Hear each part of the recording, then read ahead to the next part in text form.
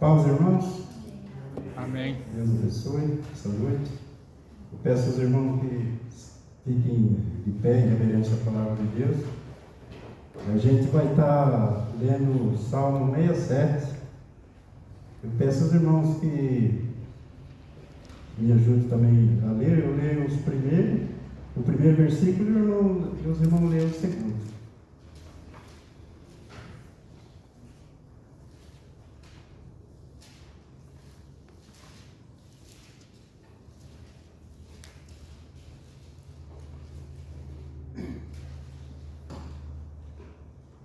Deus tenha de misericórdia de nós e abençoe a força e resplandeça em meu ser em nós. Para que seja Nazaré, teu caminho, e em todas as nações a tua salvação. Louvem-te a ti, ó Deus, os povos. Louvem-te os povos todos. Alegrem-se e regozijam-se as nações, hoje darás o vosso bondade, e governarás as nações sobre a terra. Louvem-te a ti, ó Deus, os povos. Louvem-te os povos todos. Então a terra dará seu fruto, e Deus, nosso Deus, nos abençoará. Deus nos abençoará de toda a extremidade da terra e o temerão. Peço aos irmãos que estejam lendo o primeiro versículo todos. Deus tenha misericórdia de nós e nos abençoe, e faça resplandecer seu rosto sobre nós. Amém, irmãos. Vamos orar, irmãos.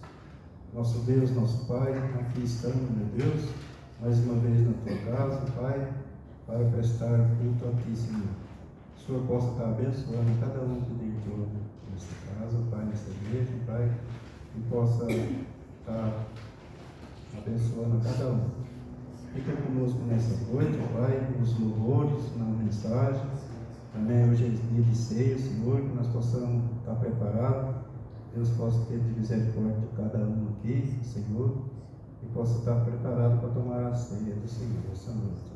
Fica conosco, todo culto em nome de Jesus, Pai amado. Amém, Senhor. Amém. Ainda de pé, irmãos, vamos estar louvando a Deus. Amar a irmã à minha frente.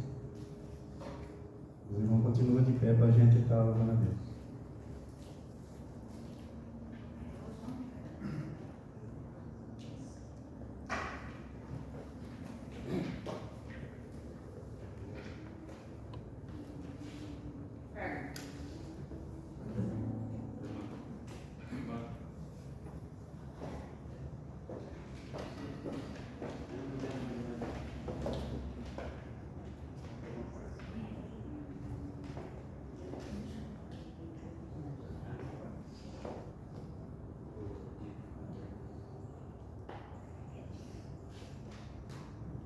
Pastor, nós temos uma pequena homenagem para o senhor. Se o senhor puder, o senhor é a dama do senhor. Tem dois. Depois pode vir aqui na frente.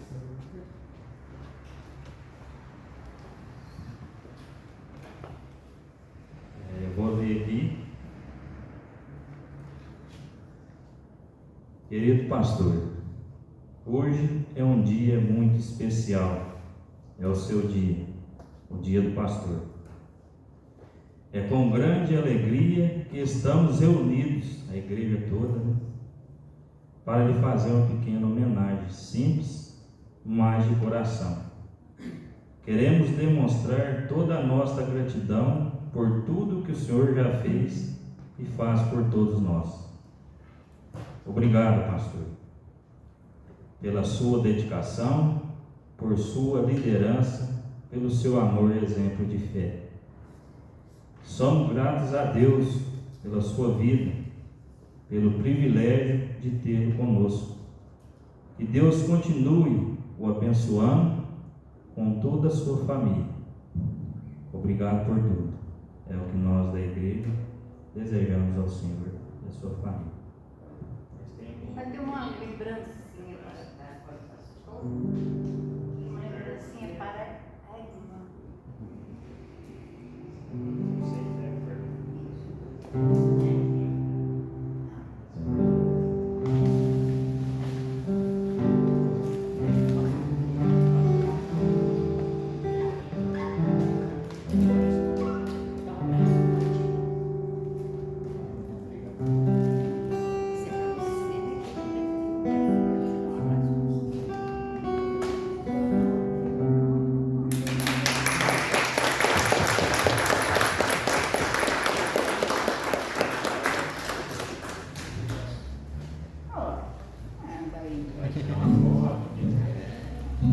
Alguém tira foto? Cadê o João?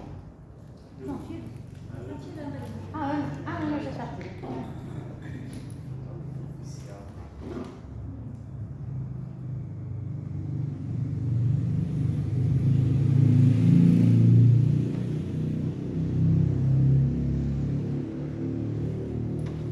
Agora vamos estar orando, né?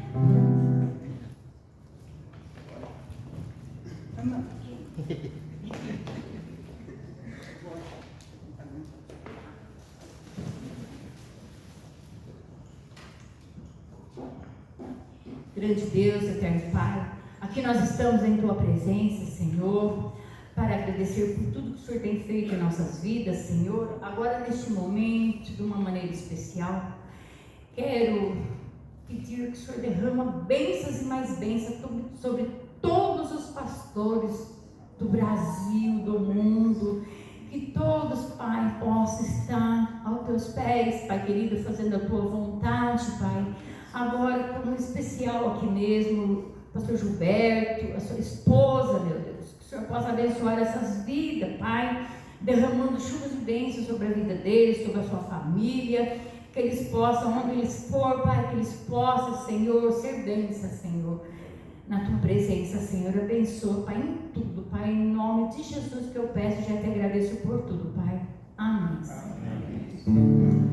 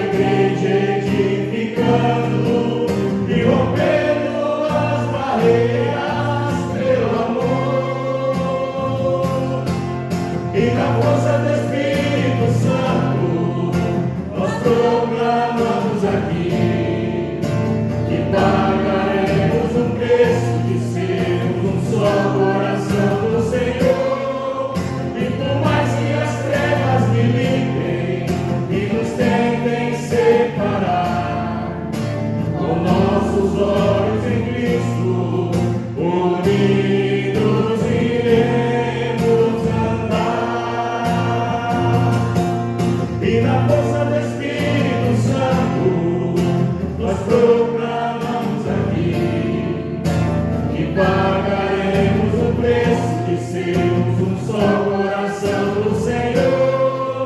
E por mais que as trevas militem e nos tentem separar, com nossos olhos em Cristo, unidos iremos andar.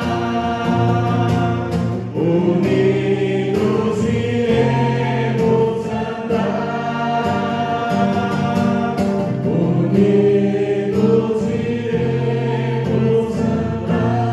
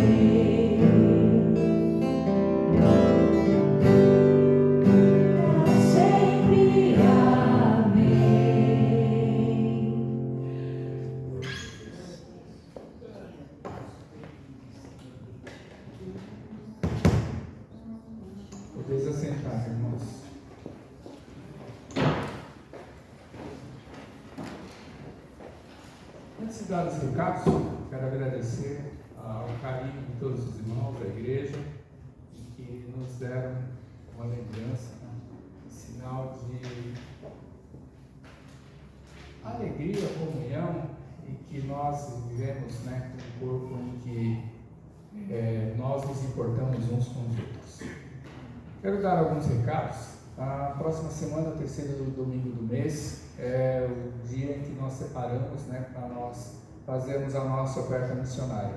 Ou seja, toda a oferta que entra no terceiro domingo do mês, a gente junta e ao final de cada campanha, o nosso tesoureiro ele chega e envia para a Junta de Missões. Então agora nesse período nós estamos participando da campanha de missões estaduais, que ela deve terminar mais ou menos para o final desse mês, meados do mês que vem.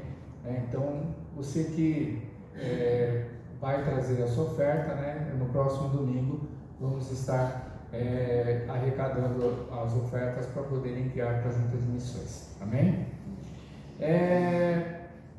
Também eu tenho um convite que nós recebemos da Primeira Igreja Batista de Macatuba. Para o próximo mês o evento, vai ser o evento do culto de gratidão do MCM, Mulheres Cristãs em Missão.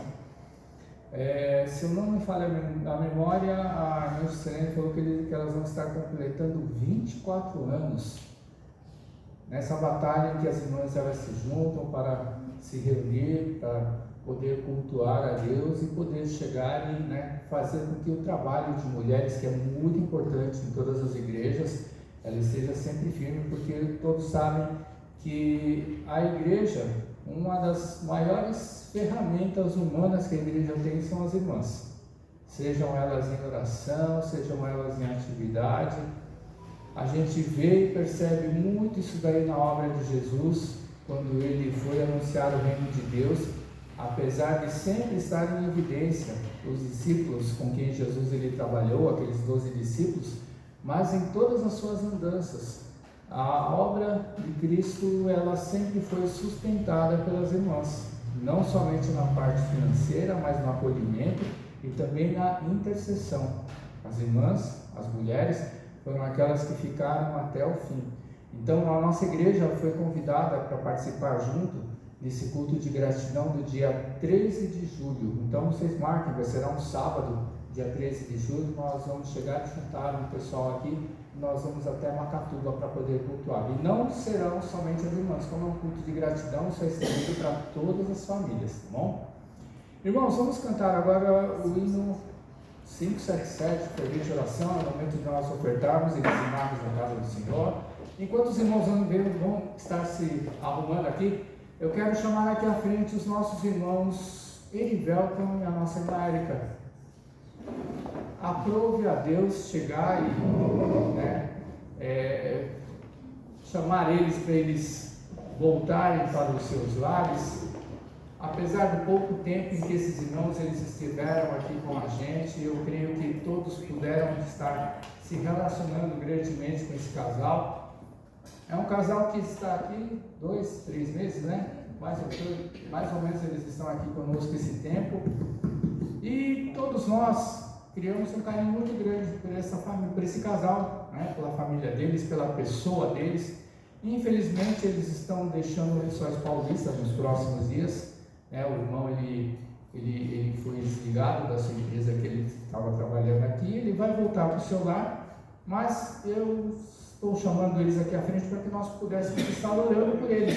Então eu vou pedir a vocês que vocês fiquem em pé no lugar de vocês, para que nós venhamos estar orando por esse casal nos próximos dias. Nós não sabemos se eles vão estar participando da próxima reunião conosco, Deus é que sabe de todas as coisas, mas a previsão deles é deles estarem nos próximos dias, estar voltando para a terra deles, Então eu vou pedir a você que você feche seus olhos, que você estenda as suas mãos aqui à frente para esse casal e que vocês orem juntamente conosco, para que Deus ele venha estar abençoando, guardando, operando grandemente na vida deles e sustentando a vida deles, não somente nessa viagem de retorno, mas em todos os momentos em que eles estiverem na presença do Senhor. Senhor, nosso Deus e nosso Pai, nós como igreja, como povo, ó Deus da glória, que, ó Senhor, criamos um carinho muito grande por esse casal, pelo Elivelton, pela Érica, ó Pai, pelo pouco tempo em que eles estiveram aqui conosco, congregando em comunhão, não somente, ó Deus, em presença, mas de coração, ó Pai. Nós queremos, estamos levantando as nossas mãos diante da Tua presença, Pai, sobre estas vidas, para abençoar o Seu retorno, ó Pai. Ó Deus amado, Senhor, nós estamos tristes por perdermos esse casal, mas estamos alegres, ó Pai, porque, Senhor, pudemos ver, ó Deus, na face desse casal o Teu amor, a Tua obra, a comunhão, pudemos ver a simplicidade que eles têm, ó Pai, em estar congregando juntamente conosco, eles que vieram de tão longe, ó Pai, parar aqui em Lençóis Paulista, Pai, nós sabemos que a Tua obra, ela, Senhor, permanece e ela está ativa em qualquer lugar, em qualquer parte desse país, ó Pai. Por isso levantamos as nossas mãos para abençoar o retorno deles ao seu lar, à sua casa, ao meio da sua família, ó Pai, e que também o Senhor venha estar entrando com a Tua providência na vida deles, guardando, Deus, ó Senhor, no retorno à sua casa, mas também preparando, ó Pai, o dia de amanhã, preparando, Senhor, o trabalho que sustenta a vida deles, e que, Senhor, cada vez mais eles venham ser esta bênção, ó Pai, que eles foram aqui conosco em qualquer lugar onde eles estiverem, ó Pai. Como o nosso irmão, ele falou na quinta-feira para nós, Senhor, não é uma despedida, mas é um até breve, porque nós, como irmãos em Cristo, Senhor, seja aqui nessa vida ou na eternidade, nós nos encontraremos juntos, Senhor, diante da Tua presença, ó Pai, para estarmos celebrando a graça da eternidade que Tu colocas em nosso coração. Toda essa nossa oração é o que nós pedimos e agradecemos em nome de Cristo Jesus, Senhor. Amém. Amém.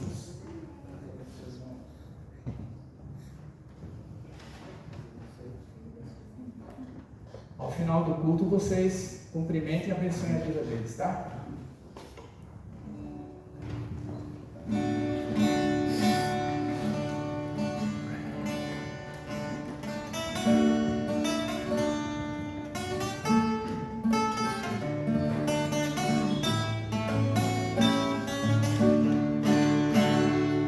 Em fervente oração, vem o teu coração, na presença de Deus derramar.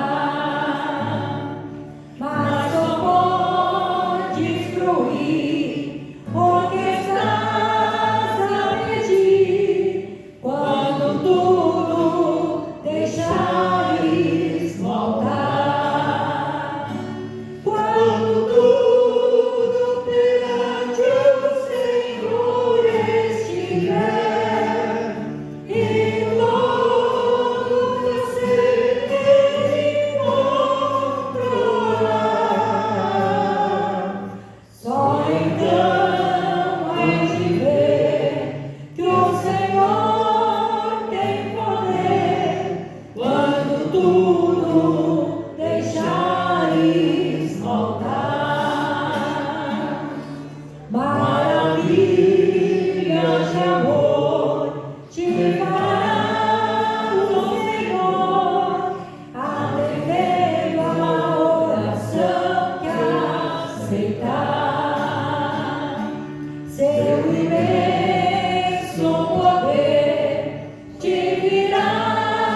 Socorrer.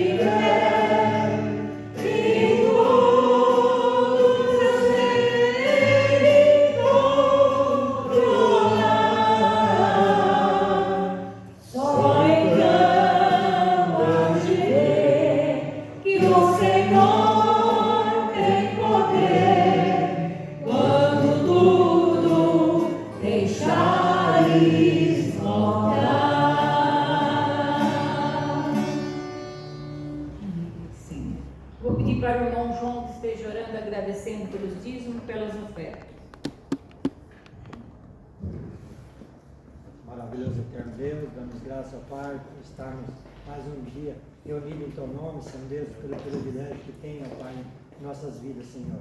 Perdoa nossas falhas, Senhor Deus, aumenta cada dia mais aumenta nossa capacidade cada vez mais de entender a Ti, ó Pai, cada vez mais andar no Seu caminho, Senhor Deus, prosseguindo esse caminho que é só a salvação em Cristo Jesus, ó Pai. Venho te pedir uma bênção especial, Senhor Deus, aqueles que entregaram, Senhor Deus, seus dízimos e ofertas, Senhor Deus, que o Senhor possa enriquecer a cada família aqui representada, Senhor Deus, em tudo, ó Pai. Damos graças, Senhor, em tudo louvamos a Ti, ó Pai. Abençoe também os hinos cantados, os louvores aqui citados, a palavra que vai ser lida, Senhor Deus, que chegue até o trono da Tua graça, Senhor Deus, e seja aceito por Ti. Obrigado pelo ar, pelo alimento que tem dado em nossas vidas, Senhor Deus. Obrigado por todas as providências, Senhor Deus, que tem tirado nós, muitas vezes, de tanto perigo, Senhor Deus. Mas Tu tens livrado nós, ó Pai, dado entendimento, sabedoria para andar a Ti, ó Pai. E sempre nesse caminho, só Jesus Cristo salva. Tenha misericórdia de nós, ó Pai, perdoa nossas falhas mais uma vez. Em tudo dou graça, em nome santo de Jesus. Amém. Podeis se assentar, irmãos. Vamos à mensagem. Vou pedir a você que já vá abrindo a tua Bíblia lá no livro de João, capítulo de número 3. João, capítulo de número 3, enquanto você vai abrindo, fazer mais uma oração. Pai, obrigado por todas as coisas, Senhor. Obrigado, ó Deus da glória, porque o Senhor nos trouxe aqui esta noite à Tua casa para cultuarmos a Ti, ó Pai, oferecendo os nossos sacrifícios de louvor. Para, ó Deus da glória, também, ó Deus, reunidos nesse momento, podemos ouvir a Tua palavra. O Senhor já tratou e falou no coração de cada um de nós desde o começo dessa reunião, pela leitura do Salmo, pela oração, pelos louvores, por tudo aquilo que já aconteceu aqui essa noite, ó Pai. Nesse momento, pedimos ao Teu Santo Espírito, venha trazer a Tua revelação aos nossos corações e falar com nossas vidas, é o que pedimos e agradecemos em nome de Jesus. Amém.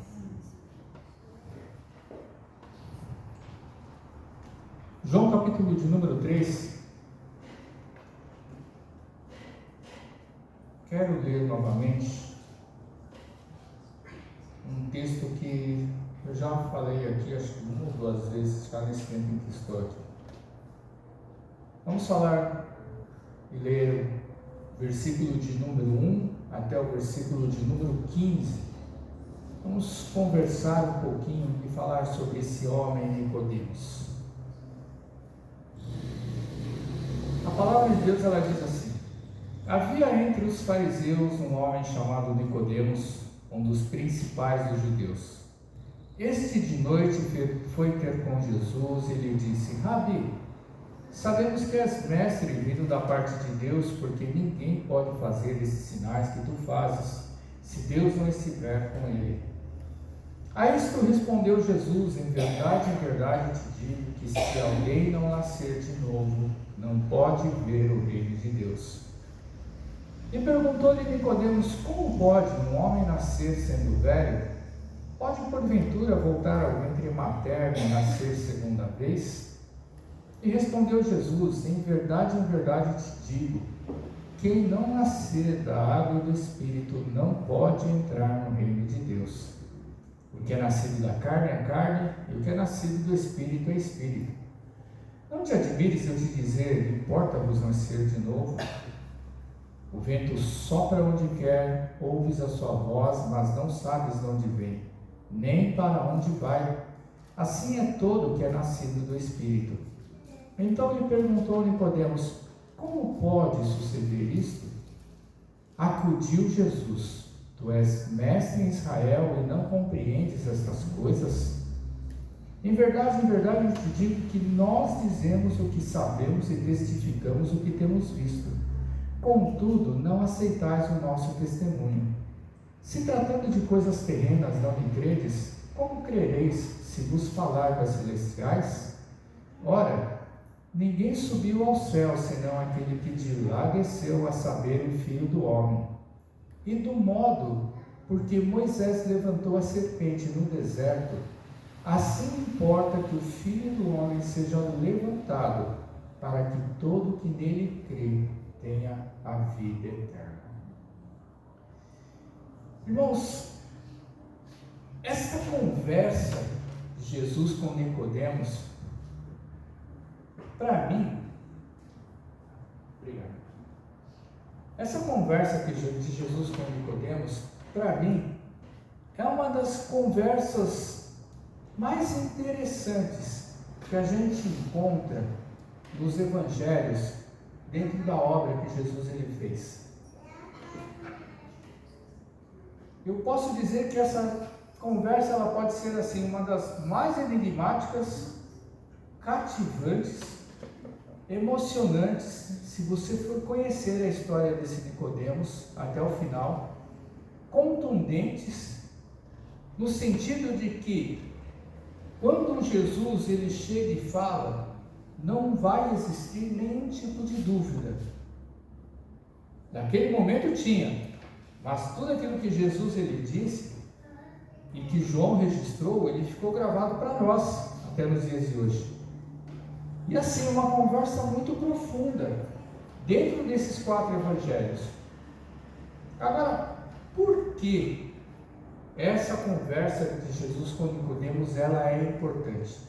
Irmão, se a gente parar para analisar essa situação, porque Nicodemos ele é um homem que é citado 3 vezes no Novo Testamento, e é somente nesse livro de João, aqui no capítulo de número 3, no capítulo de número 7, é onde ele faz uma fala defendendo Jesus, e no capítulo de número 19, quando ele chega e ele vai chegar e requerer junto com José de Arimateia o corpo de Jesus. Por pouca coisa escrita acerca desse homem, mas por esses momentos em que ele é citado, se a gente for parar para analisar e tentar imaginar um contexto de vida, né, desse homem chamado Nicodemos, a gente vai poder se identificar muito com esse homem, dentro do nosso processo de transformação de vida. Quem era Nicodemos? Primeiro versículo ele vai dizer, Nicodemos ele era um fariseu, e ele era um dos principais homens dos judeus.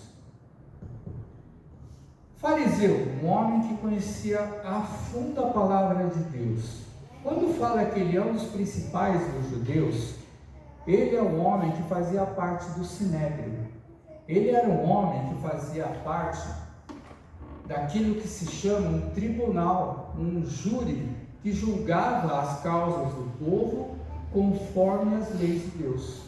Então vocês imaginam o seguinte, esse homem ele era um homem extremamente influente. Agora, quando a gente para lembrar acerca de fariseu, a gente vai ver que o fariseu, eles eram homens que perseguiram Jesus do começo ao fim, querendo achar um motivo para pegar Jesus no contrapé, para eles poderem ter o quê? Algo em que eles pudessem se embasar para poder condenar Jesus. O interessante é que esse homem fariseu, como nós lemos aqui nos textos, ele chega de noite para conversar com Jesus. Não importa se ele estava com medo de ser reconhecido, não importa se ele estava querendo ter um momento a sós com Jesus, mas o importante é que ele chega, ele sendo fariseu, ele corre atrás de Jesus, para chegar e conversar com ele. Agora vocês pensem o seguinte, um homem que conhecia muito a lei, um homem que fazia parte de um tribunal, muito semelhante ao nosso STF, que julgava todas as causas em cima das leis de Deus. Não importa qual o tipo de situação que era apresentado, mas ele fazia parte de um júri, ou seja, ele era um dos juízes, fazia parte de um júri para decidir quem estava certo e quem estava errado, conforme as coisas iam acontecendo. Aí você chega e você pensa assim, por que esse homem ele não correu atrás de Jesus para querer pegar ele atrás? Olha só que interessante. Ele chega de noite escondido para falar com Jesus. Aí você pensa o seguinte: esse homem experimentado, ele era uma pessoa de idade. Dificilmente um homem jovem iria ter tempo para conhecer a palavra, conhecer a lei, viver a lei para poder julgar. Porque quando a gente começa a falar sobre juiz, sobre tribunal, a gente vai chegar e, por exemplo, lembrar do nosso STF, e aí você começa a chegar e olhar as figuras que estão lá, que fazem parte dos juízes, dos ministros, né, são chamados ministros da justiça. Você vai ver que nenhum deles é novo. São pessoas rodadas, alguns anciãos, alguns em meio caminho de idade. Ou seja, você precisa de tempo para conhecer a lei, você precisa de tempo para conhecer a palavra e ainda ter vivência para poder decidir e julgar as causas. Esse homem, ele chega extremamente humilde, sem querer afrontar Jesus, porque todas as vezes que você chega e você vai ver um fariseu querendo chegar e provar Jesus, você vai ver que ele, com todo o seu grau de conhecimento, com toda a sua arrogância, vamos dizer assim, ele chega e tenta colocar uma situação para Jesus chegar e responder. Esse homem, ele chega de mansinho, humilde, e ele fala assim: Rabi. O que é Rabi? Imaginem um rabino, uma pessoa extremamente importante, uma pessoa não só importante, mas uma pessoa que conhece a palavra, um professor, um mestre. Ou seja, ele repete novamente: sabemos que és mestre. Agora você imagina o seguinte: um ancião diante de um jovem. Jesus era jovem, certo? Diante de um jovem que não tinha passado na universidade dos fariseus. Em momento nenhum você vai ver que Jesus, ele foi estudar na escola dos fariseus, mas ele, quando criança, ele chegou e foi na sinagoga para chegar e debater a palavra de Deus com os mestres dentro da sinagoga. Jesus, ele nunca precisou disso. Daí a gente já começa a ver como é a figura do divino, né, a deidade de Cristo Jesus, já em pessoa na sua própria vida, infância e juventude. Aí você imagina o seguinte: um ancião chegar na frente de um jovem, sabendo que ele não tinha certificado de conclusão de faculdade nenhuma, e fala: mestre. Chama Jesus de mestre. Irmãos, era um título que não se dava para qualquer pessoa lá no passado. Hoje qualquer um é mestre, mas ali no passado era um título que não se dava para qualquer pessoa. Então aí você vê a humildade, você vê a simplicidade desse homem que conhecia muito profundamente a palavra de Deus, não somente por causa daquilo que ele viu Jesus fazer, mas alguém que conhece a palavra de Deus e conhece o livro de Isaías, o livro do Antigo Testamento que mais fala sobre a vida de Cristo, desde antes do seu nascimento, da sua infância, juventude, até a hora que ele se aparece e se pronuncia como Filho de Deus, enviado, ungido do Senhor. Você imagina o seguinte: alguém que está ali para estudar e para olhar e confrontar, no sentido de verificar na palavra do Senhor as coisas que estavam acontecendo, de que falavam, as coisas que ele mesmo começava a enxergar. Eu vou dizer para vocês, irmãos, porque só um homem ele chegou e foi diferente de todos os outros fariseus. Esses versículos de João capítulo 3, eles nos ensinam e falam muito acerca de regeneração. Para quem já tem um certo caminho rodado e já ouviu a palavra de Deus, sabe o significado da regeneração, mas eu quero lembrar a vocês o significado da regeneração. Regeneração, no dicionário ele está dizendo assim: restabelecer o que estava destruído, renascimento ou nascer de novo, ou nascer do alto, como aqui é o contexto da conversa entre Jesus e Nicodemos. Dar nova existência a algo, restaurar ou revivificar. A regeneração, basicamente, ele significa isso. É um ato realizado por Deus, aonde ele renova o coração humano, fazendo-o reviver depois de estar morto. Olha só que interessante. Se a gente for pensar na nossa própria vida, antes de nós nos convertermos, eu acredito que você não foi diferente de mim, que não nasceu em berço cristão. Quantas vezes você não ouviu a mensagem de Deus e não fez diferença nenhuma para você, antes de você se converter? Agora, por que a gente criou um interesse? Por que um determinado dia a palavra de Deus ela caiu de uma maneira tão suave no nosso coração, nos causando um impacto pequeno? Porque a primeira vez, se você for lembrar, que a palavra começou a fazer efeito no seu coração, com certeza não teve um impacto muito grande e profundo. Porque quando você sente um impacto profundo, é porque a palavra já trabalhou no seu coração muitas vezes. Então, quando acontece essa situação da palavra começar a mexer com a nossa vida, o nosso coração, é esse processo aonde a mão de Deus ela começa a trabalhar na vida da gente. A regeneração é isso. É um ato exclusivo de Deus no nosso coração. Porque, irmãos, vamos pensar logicamente.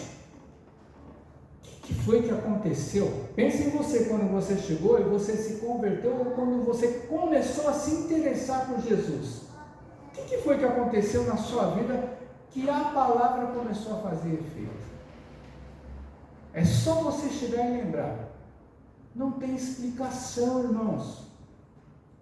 Quantas vezes alguém chegou e evangelizou a sua vida e falou de Deus e não fez diferença nenhuma?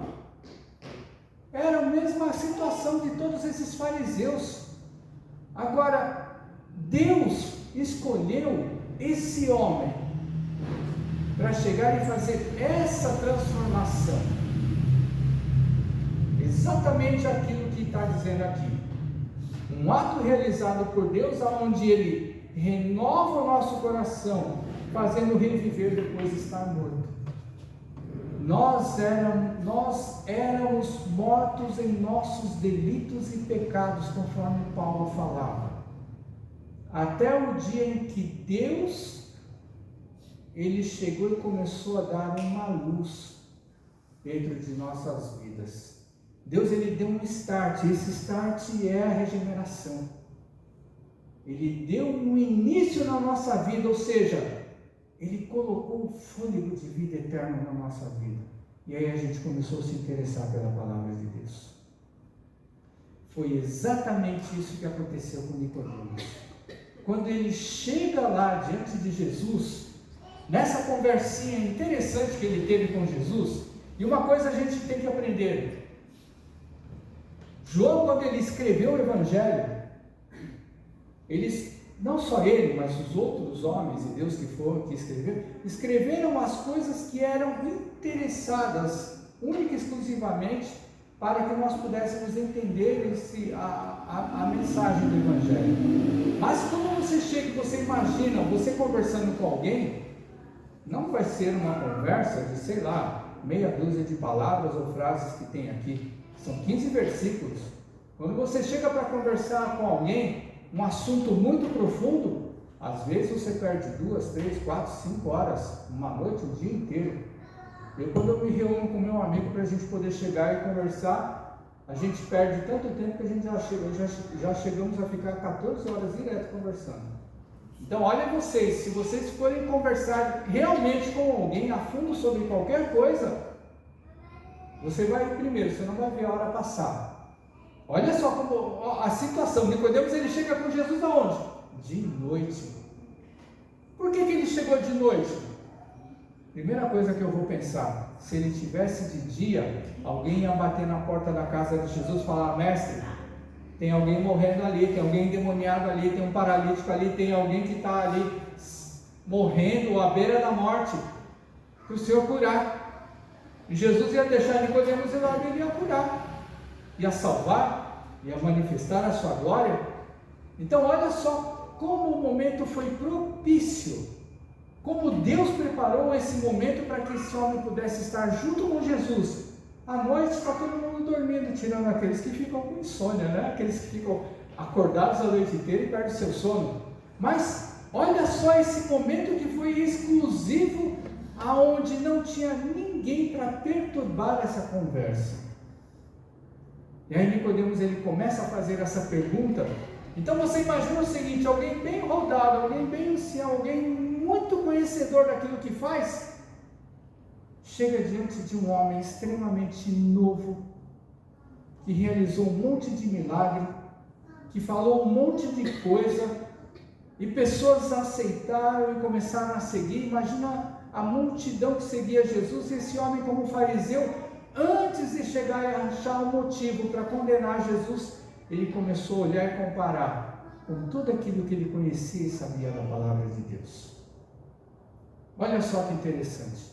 E aí ele começa essa conversinha com Jesus.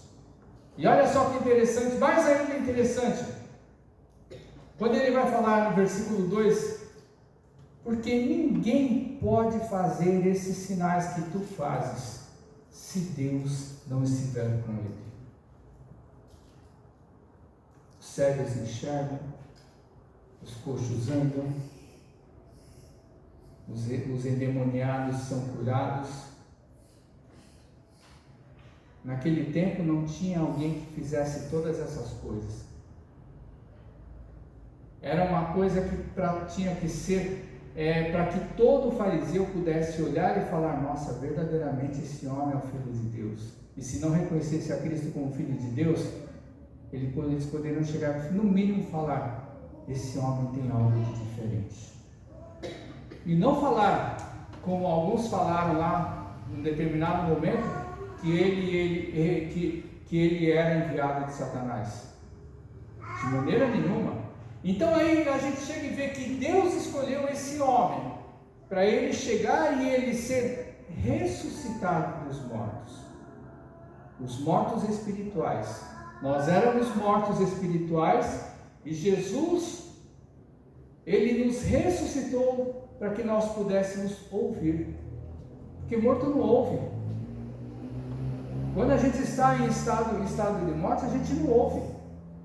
Então, Nicodemos, ele teve esse se liga, para ele começar a enxergar de outra maneira as coisas que Jesus operava e fazia, e aí isso aguçou, causou interesse na vida dele. Exatamente igualzinho a cada um de nós. Quando a palavra começou a chegar e se movimentar dentro do nosso coração e da nossa mente, e a gente, de uma maneira ou de outra, a gente começa a ser levado para a presença de Deus. É pelo interesse. Quando a gente começa a chegar e buscar as coisas de Deus, até nós nos convertermos, nós somos levados pelo interesse. A gente chega e quer ver assim: o que será que tem naquela igreja? O que será que acontece nos cultos?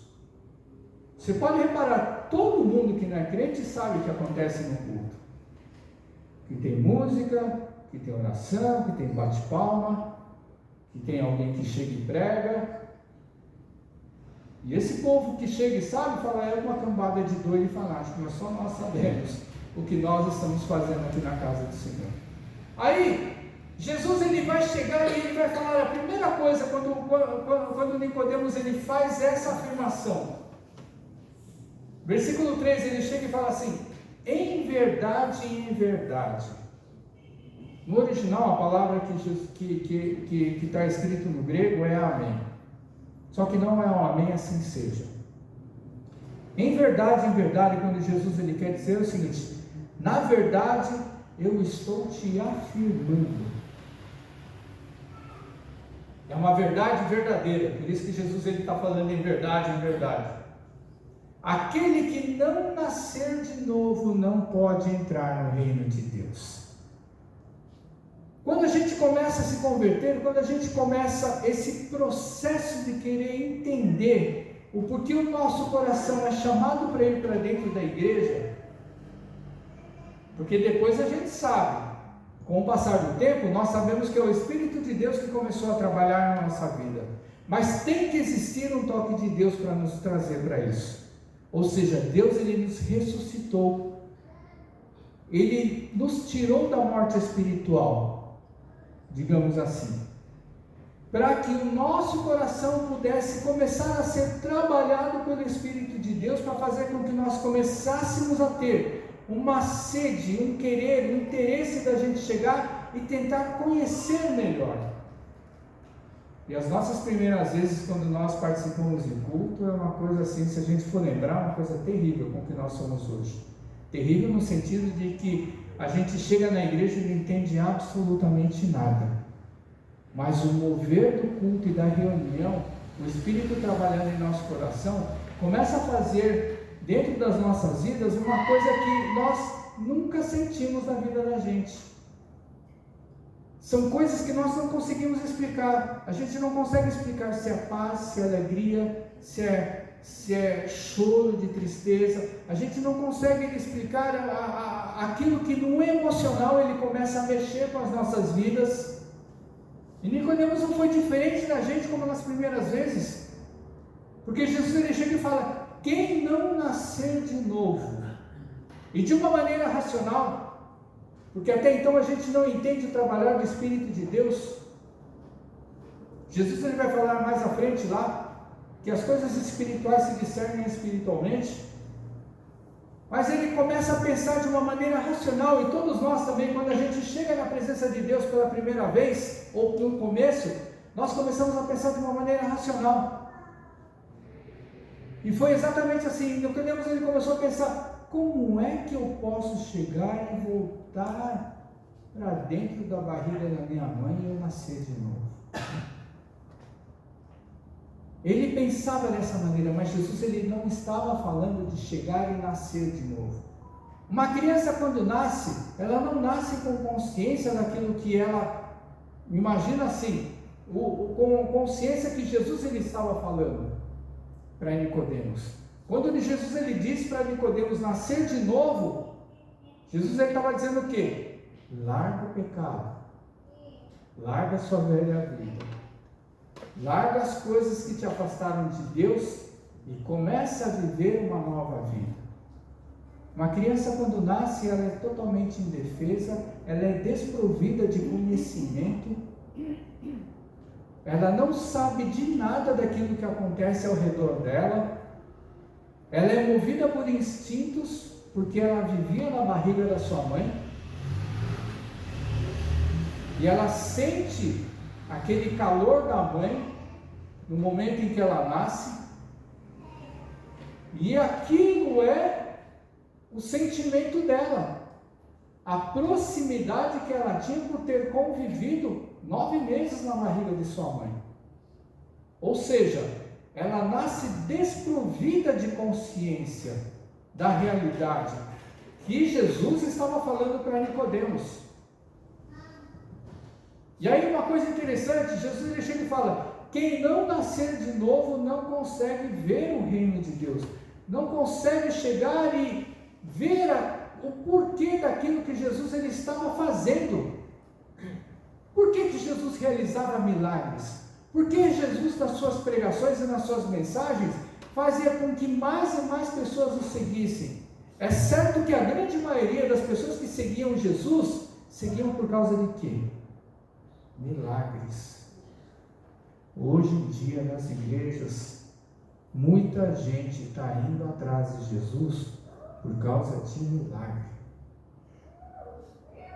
E a gente precisa chegar e voltar ao nosso primeiro amor, como Jesus ainda alertou a igreja de Éfeso no Apocalipse: eu tenho contra ti que você abandonou o seu primeiro amor. Se a gente for fazer uma reflexão da nossa caminhada cristã, a gente vai ver que muitos de nós, ou totalmente nós, 100%, nós abandonamos o primeiro amor. O que significa abandonar o primeiro amor? Olha esse interesse que Nicodemos tinha de conhecer a palavra de Deus, de querer entender a manifestação de Deus na vida de Jesus, homem, naquele tempo, para que ele pudesse pregar o Evangelho. Mas nós estávamos esperando alguém que fosse nos libertar dessa opressão que nós temos aqui, dos romanos, do Império Romano sobre a nossa vida. Ou seja, eles estavam olhando somente para o momento. Eles estavam procurando o homem que fosse chegar e operar um milagre na vida deles naquele momento. Isso é o que acontece nas igrejas hoje. As pessoas, elas correm atrás de Jesus para receber o milagre da vida delas naquele momento. Jesus, na segunda vez, ele vai chegar e vai falar: na verdade eu te afirmo, quem não nascer da água e do Espírito não pode entrar no reino eterno. Jesus, ele chega e vai um pouco mais além. Ou seja, ele está falando da questão do primeiro amor, mas na segunda vez ele está falando sobre o quê? Se você não deixar o Espírito de Deus trabalhar na sua vida. Porque, irmãos, aquele momento da regeneração, onde Deus ele deu um start, um começo, um início na nossa vida, já foi. A partir do momento em que a gente chegou e começou a caminhar na presença de Deus, no momento em que nós nos batizamos, no momento em que nós passamos a fazer parte do corpo, que é a igreja de Deus, que é a igreja do Senhor, é um compromisso em que nós assumimos diante da presença de Jesus. Por isso que Jesus ele chega e fala, não somente a água, mas deixar o Espírito de Deus trabalhar na nossa vida, a gente não vai conseguir entrar no reino de Deus. E aí tudo isso está ligado com conversão, tudo isso está ligado com santificação, tudo isso está ligado com nós chegarmos e fazer a vontade de Deus sobre a vida da gente. E Nicodemos não entendia direito todas essas coisas. Ele chega e vai falar com Jesus aqui, versículo 9. Como pode suceder essas coisas? Porque Jesus ele chegou e começou a falar do vento. Ninguém sabe de onde ele vem, para onde ele vai. A gente também não sabe como é que o vento se forma. A gente não sabe de que maneira o Espírito de Deus ele trabalha na nossa vida, em nosso meio, no nosso corpo, como igreja. A gente não sabe. Mas, se nós temos a semente da graça salvadora de Jesus na nossa vida, nós sabemos que temos que plantar o bem. Nós sabemos que temos que viver em amor. Nós sabemos que temos que viver em justiça. Nós sabemos que temos que viver em comunhão. Nós sabemos que temos que viver fazendo o bem para o próximo. E como Nicodemos ele chega e fala, como pode suceder, ou como pode ser essas coisas na vida da gente? E aí não sei se na tua Bíblia está desse mesmo jeito. Aqui não está dizendo. Na minha Bíblia está dizendo assim, acudiu Jesus, no versículo de número 9. Jesus apressadamente ele foi ajudar Nicodemos a entender. Jesus ele vai falar, ele vai, você é mestre, você é uma pessoa que conhece a palavra de Deus, você é uma pessoa que conhece a lei e você não consegue entender essas coisas. Aí Jesus ele vai contar uma história, falando da serpente, de bronze que foi levantada lá no deserto. Ele vai chegar e ele vai falar acerca de que quem nele crer vai ter a vida eterna. E essas coisas a gente vai começar a entender o significado e a razão final de tudo isso na hora que Jesus morreu. Porque vocês imaginam o seguinte: a nossa vida e a nossa caminhada cristã ela é extremamente interessante. É interessante no sentido de que Deus ele chega e inicia um processo dentro da nossa vida. Ele começa a criar um interesse, uma curiosidade dentro das nossas vidas para nós buscarmos a Jesus. Jesus ele entra e faz alguma coisa na vida da gente para que a gente venha receber essa salvação, porque não é uma coisa exclusiva da gente, não é a gente que corre atrás de Jesus, mas Ele é aquele que nos traz para a presença dEle. A gente tem um encontro especial, cada um de nós, um encontro especial e exclusivo com a graça salvadora do Senhor na vida da gente, e cada um de nós sabe como que é isso, porque é uma coisa especial e exclusiva para cada um de nós, não é uma regra igual para todo mundo. A única coisa que é igual para todo mundo é o Espírito de Deus, ele trabalha no nosso coração para nos levar diretamente para a presença de Cristo. E à medida que nós estamos na presença de Jesus, a gente tem que deixar o Espírito de Deus nos guiar. Sabe que muitas vezes a gente no nosso coração, a gente na nossa vida, a gente não consegue entender o Espírito, a gente não consegue ver a manifestação do Espírito, a gente não consegue chegar e muitas vezes fala ou pensa que não sabe o que significa o Espírito de Deus na nossa vida.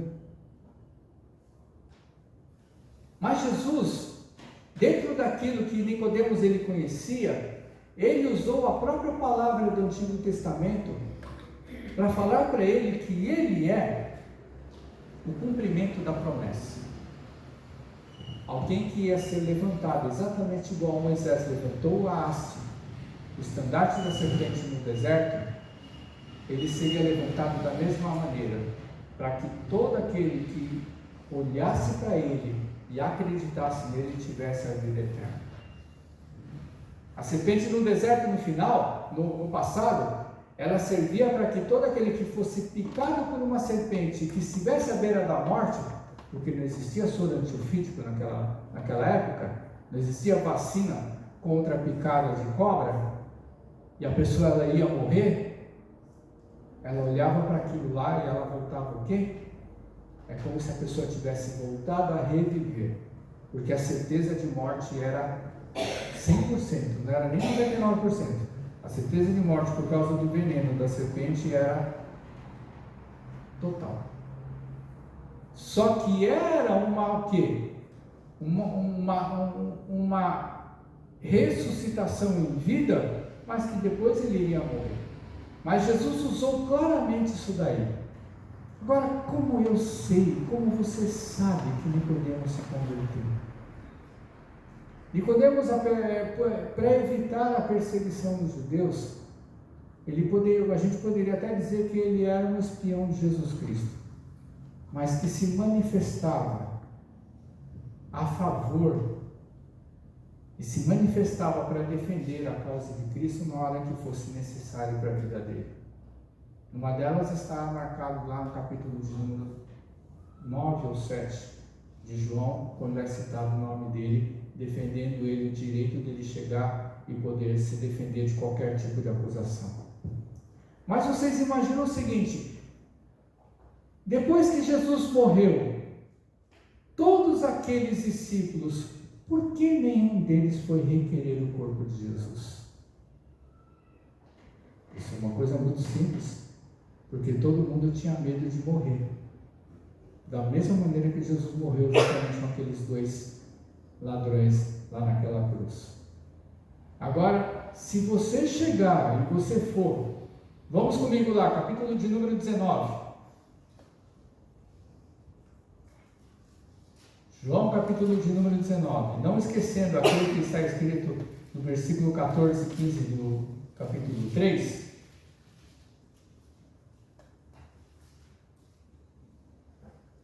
Olha o que diz lá no versículo de número 38. João 19, 38. Depois que Jesus ele morreu, diz aqui: José de Arimateia, que era discípulo de Jesus, ele foi citado aqui pela primeira vez, ainda que ocultamente, ele também fazia parte lá do Sinédrio, ainda que ocultamente, pelo receio que ele tinha dos próprios judeus, pediu a Pilatos que lhe permitisse tirar o corpo de Jesus, o que ele chegou prontamente e atendeu. Então José de Arimateia foi e retirou o corpo de Jesus.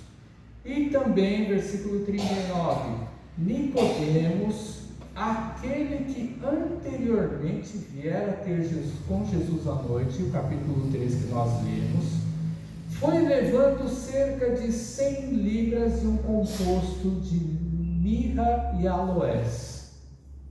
Irmãos, 100 libras. Alguns pesquisadores dizem que 100 libras dá 32 quilos. Outros pesquisadores dizem que 100 libras dá 50 quilos. Vamos falar 32. Vocês sabem o que é 30? Acho que as irmãs elas devem imaginar. Vocês sabem o que significa 32 quilos de perfume? É perfume para durar para mais de 200 anos, né? Então imagina você chegar... Eu acho que numa vida inteira você não consegue usar 32 quilos de perfume. Então você imagina... Pega a cômoda lá do seu quarto, do seu banheiro, não sei, e começa a olhar todos os perfumes, tudo aquilo que você tem de cosmético lá. Se você juntar tudo, tirando dos potes, com certeza não vai dar 1 quilo.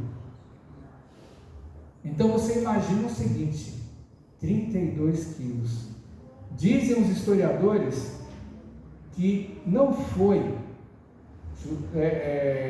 ele como pessoa, Nicodemos no caso, não foi ele que saiu carregando 32 quilos. 32 quilos é mais pesado do que um botijão de gás cheio, irmãos. Pensa nisso. Então você imagina 32 quilos de perfume, de aroma, para chegar e não é embalsamar, mas para envolver um corpo de Jesus. Eu vou falar para vocês o seguinte, irmãos: isso é loucura ou isso é amor? Isso é loucura ou isso é acreditar num homem que conversou com ele numa determinada noite para explicar para ele o significado de entrar no reino de Deus e ter a vida eterna? Pensa o seguinte: um homem que tinha medo, naquele tempo, dos seus próprios camaradas, dos seus próprios amigos juízes, dos seus próprios colegas de profissão, fariseu, mas que depois que Jesus morreu, da maneira como Jesus explicou para ele, importa que eu seja levantado. Ele foi levantado numa cruz, e ele viu Jesus muito tempo antes falar para ele, profetizar para ele que ele ia ser colocado no alto para que todo mundo pudesse ver. Então você imagina alguém que predisse a sua morte para alguém, e ele já sabendo que esse homem era filho de Deus, porque ele mesmo chega e fala para Jesus: ninguém pode fazer o que o Senhor faz se não for vindo da parte de Deus. Então vocês imaginam o seguinte: quando ele vê, não Jesus morto, mas quando ele vê acontecer aquilo que Jesus falou para ele, ele teve a mesma sensação que aqueles guardas, quando foram fincar Jesus para ver se ele estava morto e saiu água, falaram: verdadeiramente esse homem era filho de Deus. Então vocês imaginam o seguinte: o trabalhar de Deus O trabalhar que Jesus ele chegou e falou de nascer da água e do Espírito, na vida daquele homem Nicodemos, que nós não sabemos como foi a vida dele, até o momento em que ele chegou, naquele momento em que Jesus estava morto, diante de Pilatos, o governador, para chegar e pedir o corpo de Cristo, para chegar e sepultar. Hoje em dia não se dá valor nenhum ao sepultamento de uma pessoa querida. Não se dá valor algum. Tudo bem que é somente um corpo, porque a alma e o espírito não está mais lá naquele corpo físico. Mas com relação à memória, com relação à pessoa que foi, que teve a importância para essa ou aquela lá, não se tem mais respeito algum nos dias de hoje para isso. Mas naquele tempo eles davam muito valor. Agora vocês imaginam alguém que chegou e teve a conversa com o mestre? Nós temos a conversa diariamente com Jesus e nós não temos a mesma atitude que Nicodemos ele teve. Mas Nicodemos ele falou com Jesus cara a cara. Nós temos o Espírito de Deus 24 horas dentro do nosso coração para nos levar a toda a verdade que está em Cristo Jesus, o nosso Senhor, o nosso Rei, o nosso Salvador. E muitas vezes nós não damos valor a isso, porque a gente chega e fala assim: não, mas o pecado que habita em mim, ele é mais forte do que qualquer outra coisa. Paulo, quando ele chega e fala: o mal que eu não quero eu faço, o bem que eu quero isso eu não faço, eu fico pensando o seguinte: depois que esse homem se converteu, que tipo de mal, que tipo de pecado ele cometia que ele não queria? Porque quando a gente lê as cartas de Paulo, você pensa o seguinte: qual era o pecado que esse homem ele tinha? Mais ainda, Paulo ele chegava e falava: sede meus imitadores, assim como eu sou de Cristo Jesus. Alguém que era recheado de pecado não podia falar isso. Imaginem nós, irmãos. Sabe quando que a gente vai poder falar isso daí para alguém? Nunca. Vivendo a vida que nós vivemos, levando a vida que nós levamos, fazendo as coisas que nós fazemos. Agora, quando a gente chega e olha para uma situação dessa, uma conversa muito simples, e a gente vê uma atitude daquele homem, depois que Jesus morreu, eles tiveram a coragem, eles tiveram a perseverança, eles tiveram a cara dura de chegar a enfrentar qualquer tipo de retaliação, coisa que nenhum dos 11 tiveram a coragem. Gente que andou com Jesus. Existia um propósito, sim, na vida de Pedro, Tiago, João, todos os outros discípulos, mas nenhum deles teve a coragem porque estavam com medo de morrer. Esse homem foi um verdadeiro crente. Nicodemos, ele é um homem para a gente chegar e nos espelharmos, porque ele era um homem exatamente igual a gente. Alguém que passou por um processo de transformação, alguém que se esmerou em buscar conhecimento e entendimento da palavra de uma maneira espiritual, porque dentro da lógica nós não vamos chegar a lugar nenhum. Foi exatamente isso que ele fez com Jesus. Mas como é que podem suceder todas essas coisas? Aí Jesus ele começa a falar com Nicodemos acerca daquilo que ele aprendeu de maneira espiritual. Sabe o que a gente faz? A gente muitas vezes ensina uma coisa, mas a gente não acredita naquilo que a gente ensina. A gente faz uma determinada coisa, fala uma determinada coisa, mas nem nós temos fé de que a coisa ela pode acontecer. Imagina quando alguém está doente e você vai fazer uma oração da fé. E aí a gente chega assim, se esforça para na nossa oração ter fé para aquela pessoa ser curada, sendo que dentro da nossa casa nós não temos nem fé para acreditar que Deus ele pode. Então fica difícil. É exatamente isso. Quando Jesus ele começa a conversar com Nicodemos, ou seja, para a gente buscar as coisas espirituais, temos que deixar o Espírito de Deus trabalhar na vida da gente. É a gente ultrapassar uma barreira que nós construímos, de não deixar ninguém, nem Deus, chegar e fazer algo na vida da gente. Se eu e você não deixarmos Deus trabalhar na vida da gente, nunca vamos sair desse jeito em que nós somos hoje. Porque quando a gente deixa trabalhar, quando a gente deixa Deus agir, vai fazer exatamente igual a Nicodemos. Ele não tinha medo de ser perseguido, ele não tinha medo de morrer, e ele foi chegar e fazer o melhor que ele podia fazer para Deus naquele momento. Qual era o melhor? Dar um enterro digno para um homem que tocou o coração dele e deu uma nova oportunidade de vida. Qual era essa oportunidade, irmãos? Quando Jesus ele chega, ele anuncia o reino eterno para aquele homem, que ele poderia chegar e entrar naquele reino eterno. Jesus ele deu a graça da salvação na vida da gente, e a gente não consegue nem entender que ele está às portas, que ele está voltando, e que no dia que ele voltar, se a gente não estiver firme,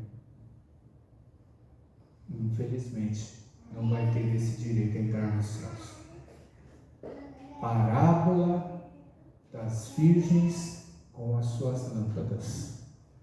Todas as 10 tinham óleo nas suas lâmpadas e elas estavam acesas. Somente a metade fez com que as suas lâmpadas ficassem acesas até a hora que Jesus voltou. Por quê? Jesus ele fala, vigie e ore. Ou seja, é importante na vida da gente vigiar e orar, porque o inimigo ele é feroz, andando ao nosso redor para fazer com que a gente fique cego para Deus e tenha o olho aberto para as coisas do mundo. Amém? Abram lá no texto de 1 Coríntios, capítulo de número 11, versículo de número 23. Hoje é ceia do Senhor, vamos fazer a leitura do texto da ceia. Eu quero chamar aqui à frente os nossos irmãos, irmã Ivolilde, irmão Antônio, que vão nos ajudar a servir os elementos da ceia. Eu quero pedir aqui também que os nossos irmãos, Carlos, Tequinha, nossa irmã Cida, estejam aqui à frente. E no momento em que os nossos irmãos estiverem entregando os elementos da ceia, eles vão estar cantando um hino. Texto da ceia, 1 Coríntios 11, 23. Porque eu recebi do Senhor o que também vos entreguei, que o Senhor Jesus, na noite em que foi traído, tomou o pão e, tendo dado graças, o partiu e disse: isto é o meu corpo que é dado por vós. Fazei isso em memória de mim. E por semelhante modo, depois de haver ceado, tomou também o cálice, dizendo: este cálice é a nova aliança no meu sangue. Fazei isto todas as vezes que beberdes em memória de mim. Porque todas as vezes que comerdes o pão e beberdes o cálice, anunciais a morte do Senhor até que ele venha. Por isso, aquele que comer o pão ou beber o cálice do Senhor indignamente será réu do corpo e do sangue do Senhor. Examine-se, pois, o homem a si mesmo, e assim coma do pão e beba do cálice. Pois quem come e bebe sem discernir o corpo, come e bebe juízo para si. Eis a razão porque há entre vós muitos fracos e doentes, e não poucos que dormem, porque se nos julgássemos a nós mesmos, não seríamos julgados. Mas quando julgados, somos disciplinados pelo Senhor, para não sermos condenados com o mundo. Enquanto nós estivermos fazendo a oração e consagrando os elementos, você que vai participar da ceia do Senhor, fique de olhos fechados e esteja orando e apresentando a sua vida nesse momento.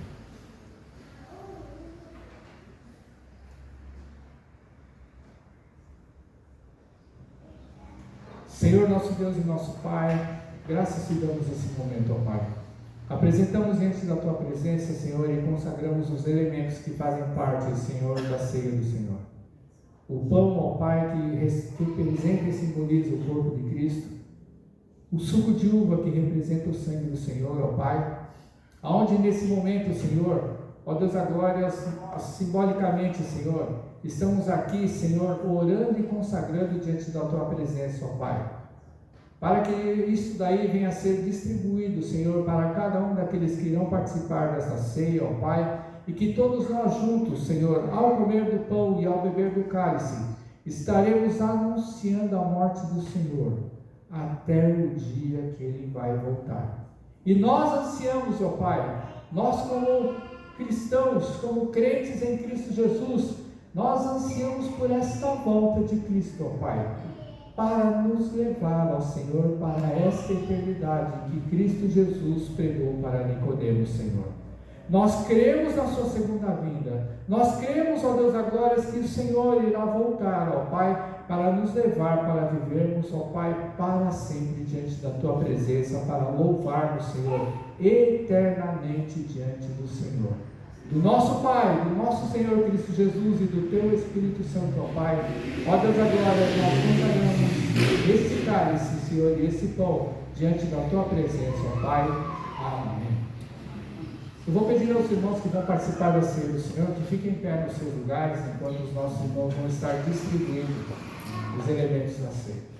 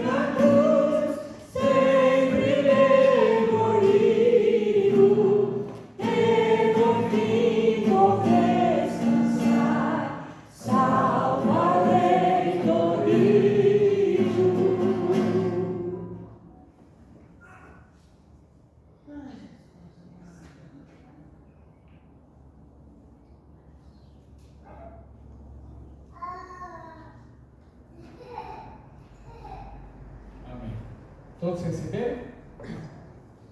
O pão que representa e simboliza o corpo de Cristo. Comamos todos juntos, irmãos, em nome de Jesus.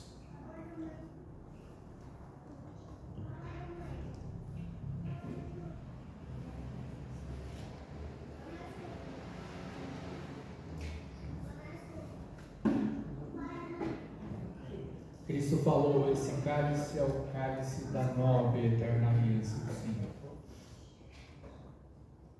E ele falou, Paulo, ele diz aqui: todas as vezes que comerdes o pão e beberdes o cálice, anunciais a morte do Senhor.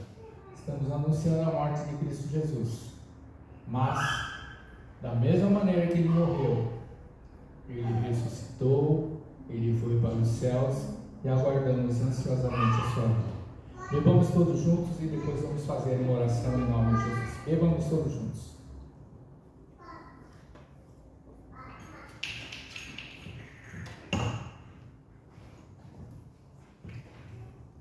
Grandioso, eterno Deus, aqui nós estamos, Pai querido, na Tua presença, Senhor.